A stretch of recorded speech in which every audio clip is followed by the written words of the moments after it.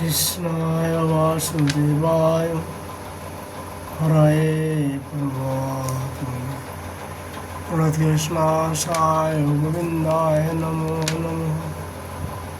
नमो पंकजनाभय नमो पंकजमालिने नमो पंकजनेत्राय नमस्ते पंकजांग्राय।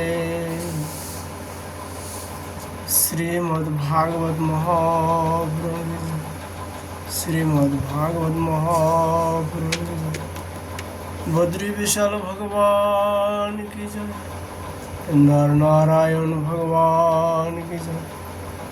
नारद जी भगवान की जय। श्री कृष्ण द्वैपायन भेषदेव भगवान की जय। सुखदेव गोस्वामी जी की जय। परीक्षित जी महाराज की जय। सुत जी महाराज की जय। शौनकादि ऋषि की जय। श्रोता बिंद की जय। भक्तो बिंद की जय। श्री गुरु महाराज की जय। जय जय श्री राधेश्याम निताय गौर हरि बोल। आज यहाँ पर चर्चा का विषय वस्तु है श्रीमद् भागवत जी का 10वें स्कंद 46 अध्याय उद्धव जी का ब्रज में यात्रा। श्री शुक उवाच वृष्णां प्रवारो मंत्री कृष्णस्य दयितो सखा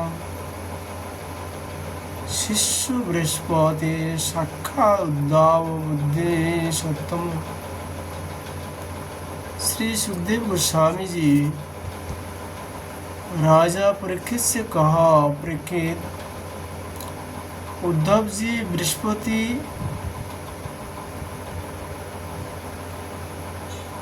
विष्णु वंशियों में एक प्रधान पुरुष थे।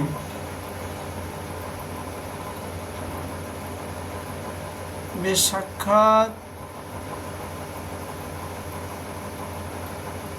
बृहस्पति जी के शिष्य और परम बुद्धिमान थे।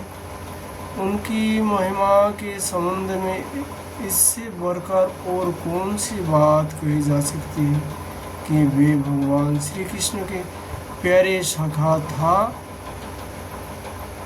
तथा मंत्री भी थे। एक दिन शरणागत के सारे दुख हार लेने वाले भगवान श्री कृष्ण ने अपने प्रिय भक्त और एकांत प्रेमी उद्धव जी का हाथ अपने हाथ में लेकर कहा, सौम्य स्वभाव उद्धव, तुम ब्रज में जाओ। वह मेरे पिता माता नंद बाबा और जशोदा मैया है। उन्हें आनंदित करो और गोपियाँ मेरे विरह की वेदि से बहुत ही दुखी हो रही है। उन्हें मेरे संदेश सुनाकर उस वेदना से मुक्त करो।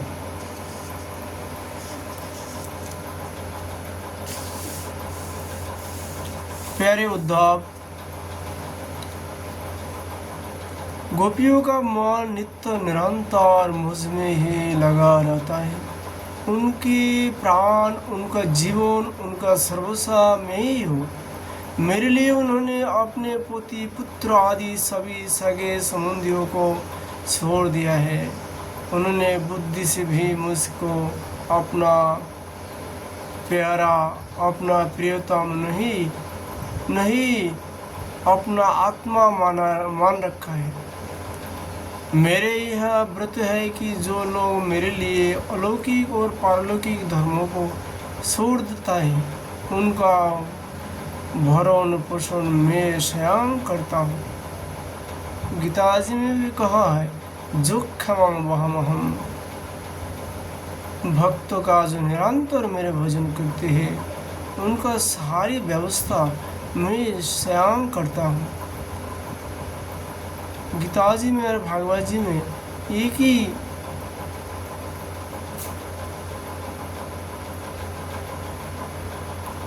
फिर उद्धव, मैं उन गोपियों का परम प्रियतम हूँ। मेरा यहाँ चले आने से वे मुझे दुरस्त मानती है और मेरा स्मरण करके अत्यंत मोहित हो रही है, बार बार मूर्छित हो जाती है। वे मेरे विरह की व्यथा से विह्वल हो रही है, प्रतीक्षा मेरे लिए उत्कंठित हो रहती है। मेरी गोपिया, मेरी प्रियसिया, इस समय बड़ी ही कष्ट और जंतना से अपने प्राणों को किसी प्रकार राख रही है। मैंने उनसे कहा था कि मैं आऊँगा, वही उनके जीवन का आधार है। उद्धव, और तो क्या कहो, मैं ही उनका आत्मा हूँ। वे नित्य निरंतर मुझ में ही तन्मय हो रहती है। श्रीशुकोवाच इत्युक्तम् उद्धव राजन् सन्देशं भर्तुरादृतः आदाय रथमरज प्रियजौ नंद गोकुलम्। श्री सुखदेव गोस्वामी जी राजा परीक्षित से कहा, परीक्षित, जब भगवान श्री कृष्ण ने यह बात कही तो उद्धव जी बड़े आदर से अपने स्वामी का संदेश लेकर रथ पर सवार हुए और नंदगाम के लिए चल पड़े। परम सुंदर उद्धव जी सूर्यास्त के समय नंद बाबा के ब्रज में पहुँचे। उस समय जंगल में गौए लौट रहे थे। उनके खुरों के आघात से इतनी धूल उड़ रहे थे कि उनका रथ ढक गया था। ब्रजभूमि में ऋतुमती गौओं के लिए मध्य वाले सार आपस में लड़ रहे थे। उनकी गर्जना से सारा ब्रज गूंज रहा था। थोड़े दिनों की व्यायी हुई गौए अपने थनों के भारी भार से दबी होने पर भी अपने अपने वस्त्र की ओर दौड़ रही थी। सफ़ेद रंग के वस्त्र इधर उधर उछाल कूद मचाते हुए बहुत ही भले मालूम होते थे। गाय दुहाने की घर घर ध्वनि से और बांसुरी की मधुर टेर से अब भी ब्रज की अपूर्व शोभा हो रही थी।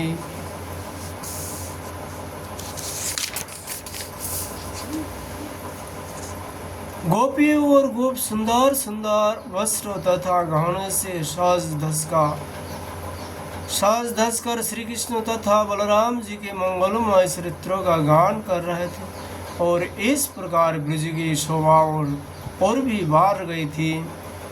गोपियों के घर में अग्नि, सूर्य, अतिथि, गौ, ब्राह्मण और देवता पितरों की पूजा की हुई थी।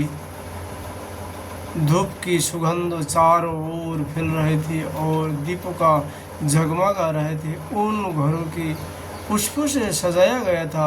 वैसे मनोहर गिरियों से सारा ब्रज और भी मनोरम हो रहा था। चारों ओर वन पंक्ता फूलों से लाद रही थी।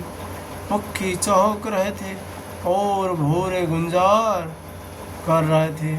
वहाँ जल और स्थल दोनों ही कमल के वन से शोभायमान थे और हर्ष बतौक आदि पक्षी वन में विहार कर रहे थे। जब भगवान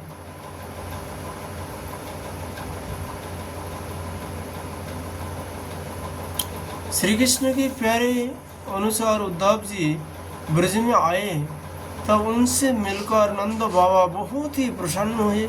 उन्होंने उद्धव जी को गले लगाकर उनका वैसे सम्मान किया मानो स्वयं भगवान श्री कृष्ण आ गए हो। समय पर उत्तम अन्न का भोजन कराया और जब वे आराम से पलंग पर बैठ गए, सेवकों ने पाप दबाकर पंखा झलकर उनकी थकावट दूर कर दी। तब नंद बाबा ने उनसे पूछा, परम भगवान उद्धव जी, अब हमारे सखा वसुदेव जी जेल से छूट गए। उनके आत्मीय स्वजन तथा पुत्र आदि उनके साथ है। इस समय वे सब कुशल में तो है ना। यह बड़े सौभाग्य की बात है कि अपने पापों के फलस्वरूप पापी कंस अपने अनुयायियों के साथ मारा गया है, क्योंकि स्वापसी धर्म का परम साधु यदुवंशियों ने वह सदा आदेश करता था। अच्छा उद्धव जी, श्री कृष्ण को भी हम लोगों को भी याद करते हैं क्या? यह उनकी माँ है, स्वजन संबंधी है, सखा है, गोप है। उन्हीं को अपना स्वामी और सर्वोच्च मानने वाला यह ब्रज है। उन्हीं की गोई वृंदावन, यह गिरिराज है। यह वे कभी इनका स्मरण करते हैं क्या? अब यह तो बतलाइए कि हमारे गोविंद अपने शहीद बांधवों को देखने के लिए एक बार भी यहाँ आएंगे क्या? यदि भी आ जाते तो हम उनकी वह सुघार नासिका, उनका मधुर हास्य और मनोहर सिद्धवंश युक्त मुख कमल देख तो लेते। उद्धव जी, श्री कृष्ण का हृदय उदार है, उनकी शक्ति अनंत है। उन्होंने दावानल से आदि पानी से विषासुर और अजगर आदि अनेकों मृत्यु के निमित्त से जिन्हें टलने का कोई उपाय न था, एक बार नहीं अनेक बार हमारी रक्षा की है। उद्धव जी, हम श्री कृष्ण के विचित्र चरित्र, उनकी विलासपूर्ण तीर्थी सिद्धवान उन्मुक्त हास्य मधुर भाषण आदि का स्मरण करते रहते हैं और उसमें इतनी तन्मय रहते हैं कि अब हमसे कोई काम काज नहीं हो पाता। जब हम देखते हैं कि यह वही नदी है जिसमें श्री कृष्ण जल क्रिया करते थे, यह वही गिरिराज है जिसे उन्होंने अपने एक हाथ पर उठा लिया था। ये भी वन के प्रवेश है, वही वन के प्रदेश है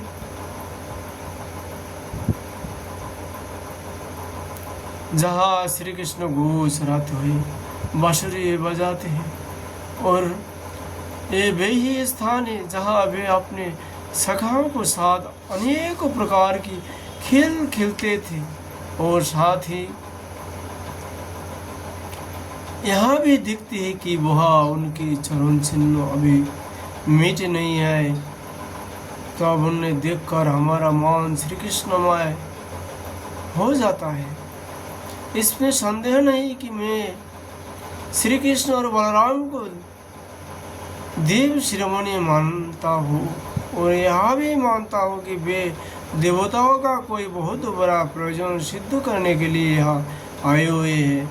स्वयं भगवान गर्गाचार्य जी ने मुझसे वैसे ही बात कहा था। जैसे सिंह बिना किसी परिश्रम के पशुओं को मार डालता है, वैसे ही उन्होंने खेल खेल में ही 10,000 हाथियों का बल रखने वाला कंस, उसके दोनों अजय पहलवान और महान बलशाली गजराज को बुलाए पीर को मार डाला। उन्होंने 3 ताल लंबे और अत्यंत दृढ़ धनुष को वैसे ही तोड़ डाला जैसे कोई हाथी किसी छुरी को तोड़ डालते हैं। हमारे प्यारे श्री कृष्ण ने एक हाथ में 7 दिन तक गिरिराज को उठाए रखा था।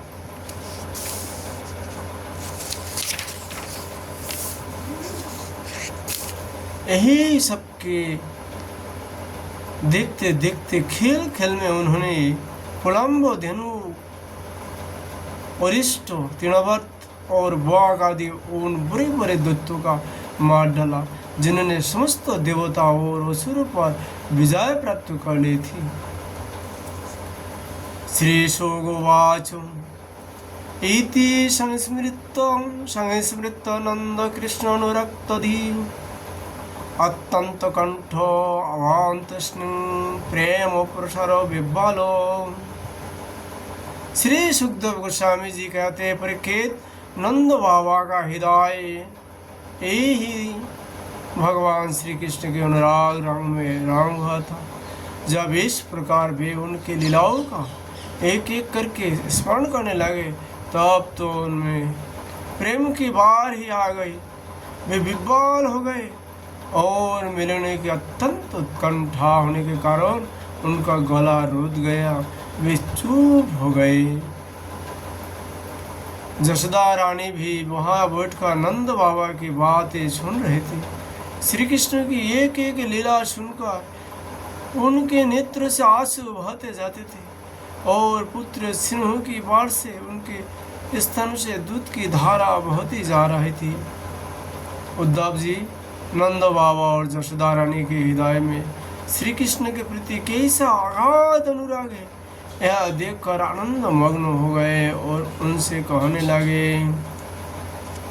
उद्धवोवाच जुवं शलग्गतमुन्नूनां देहि नमिहा मानदो नारायणोऽखिल गुरु जतुं जत्कृता मोतिरीदृशि। उद्धव जी कहने लगा, हे मानव, इसमें संदेह नहीं है कि आप दोनों समस्त शरीरधारियों में अत्यंत भाग्यवान है, सराहना करने योग्य है, क्योंकि जो सारे चराचर जगत के बनाने वाला और उसे ज्ञान देने वाले नारायण है, उनके प्रति आपके हृदय में वैसे वात्सल्य स्नेह पुत्र भाव है। बलराम और श्री कृष्ण प्राण पुरुष है, वे सारे संसार की उपादान कारण और निमित्त कारण भी है। भगवान श्री कृष्ण पुरुष है तो बलराम जी प्रधान प्रकृति, यही दोनों समस्त शरीर में प्रविष्ट होकर उन्हें जीवन दान देते हैं और उनमें उनसे अत्यंत विलक्षण जो ज्ञान स्वरूप जीव है उनका नियम पालन करते हैं। जो जीव मृत्यु के समय अपने शुद्ध मन को एक क्षण के लिए भी उनमें लगाई देता है, वह समस्त कर्म वासनाओं को धो बहाता है और शीघ्र ही सूर्य के समान तेजस्वी तथा ब्रह्ममय होकर परम गति को प्राप्त होते हैं।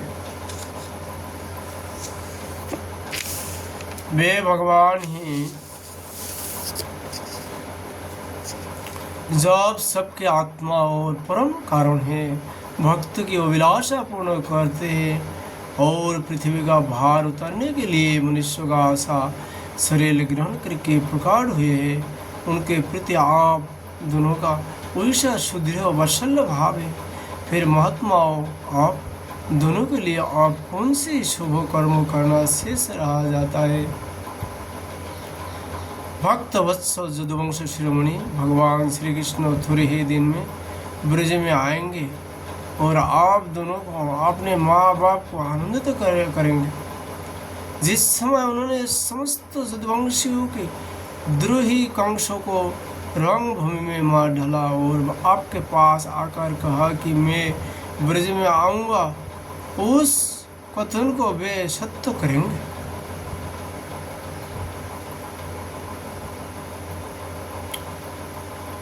नंद बाबा और माता जसोदा जी, आप दोनों परम भाग्यशाली हैं। खेद ना करें, आप श्री कृष्ण के अपने पास ही देखेंगे, क्योंकि जैसे काष्ठ में अग्नि सदा ही व्यापक रूप से रहते हैं, वैसे ही वे समस्त प्राणियों के हृदय में सर्वदा विराजमान रहते हैं। एक शरीर के प्रति अभिमान न होने के कारण न तो कोई उनका प्रिय है और न तो अप्रिय हो। वे सब में और सबके प्रति समान है, इसलिए उनकी दृष्टि में न तो कोई उत्तम है और न तो अधम। यहाँ तक कि विषमता के भाव रखने वाला भी उनके लिए विषम नहीं है।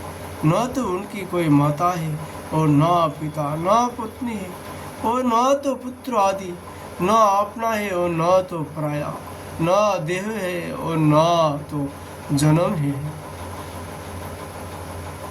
इस लोक में उनका कोई कर्म नहीं है, फिर भी वे साधुओं के परित्राण के लिए, लीला करने के लिए देव आदि सात्विक, मत्स्य आदि तामस एवं मनुष्य आदि मिश्र जोनियों में शरीर धारण करते हैं। भगवान अजन्मा है, इनमें प्रकृतिक सतो रजो आदि में एक ही गुण नहीं है।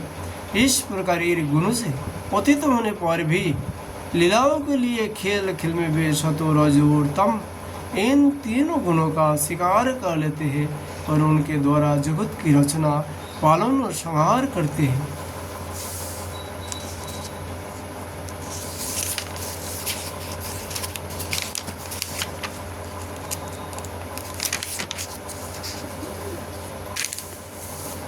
जब बच्चे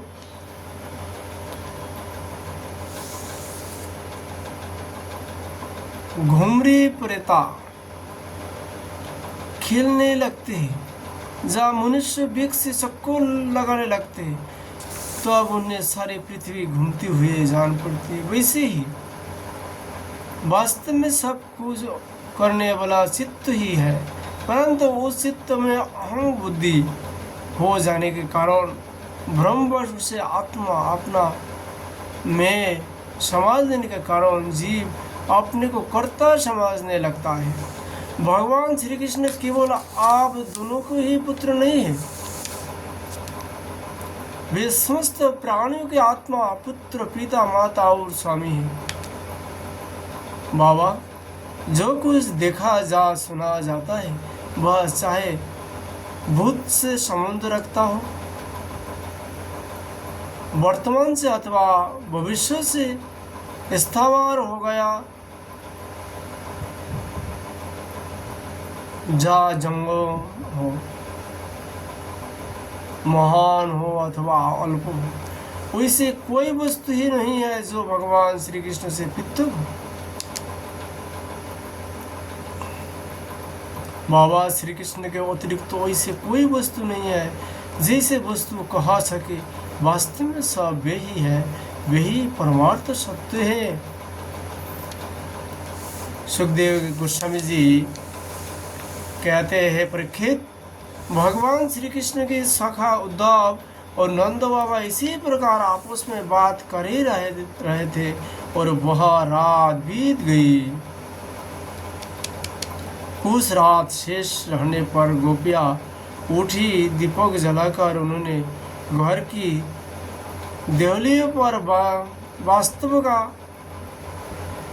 वास्तव देवताओं का पूजा किया, अपने घरों की झाड़ बुहर का साफ किया और फिर दोहे मतने लगे। गोपियों का कलोई में कंगन शोभायमान हो रहा था। रस्सी खींचने समय वे बहुत भली मालूम हो रही थी। उनके नितंब स्थान और गले की हार हिल रहा था, कानों के कुंडल हिले हिलाकर उनके कुमकुम मंडन कपालों की लालिमा बार रहे थे। उनके आभूषण को मणिया दीपक की ज्योति से और भी जगमगा रही थी और इस प्रकार वे अत्यंत शोभा से संपन्न होकर दोही मत रही थी। उस समय गोपियाँ कमल नयन भगवान श्री कृष्ण के मंगलमय चरित्र का गान कर रही थी। उनका वह संगीत दही मतने की ध्वनि से मिलकर और भी अद्भुत हो गया था। स्वर्ग लोक तक जा पहुँचा, जिसके स्वर लहरी सब और फैलकर दिशाओं का अमंगल मिटा देती है।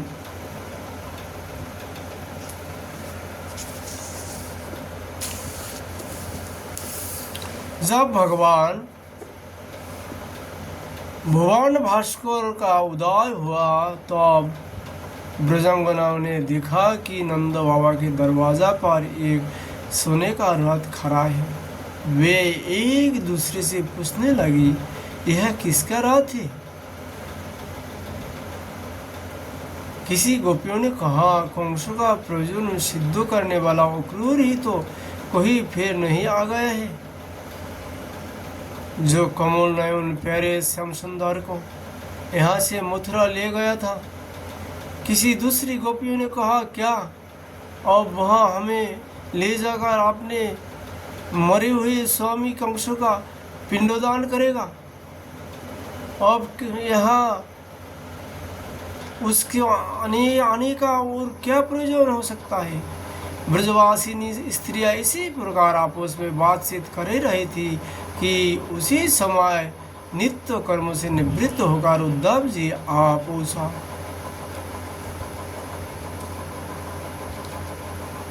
सोगोवाच तं वीक्षं कृष्णानुचरं ब्रजे स्त्रिया कुलम्बा बाहुं नवकञ्जलोचनां पीताम्बरं पुष्करमाल्यं लासन्मुखरविन्दं निमिष्टकुण्डलम्।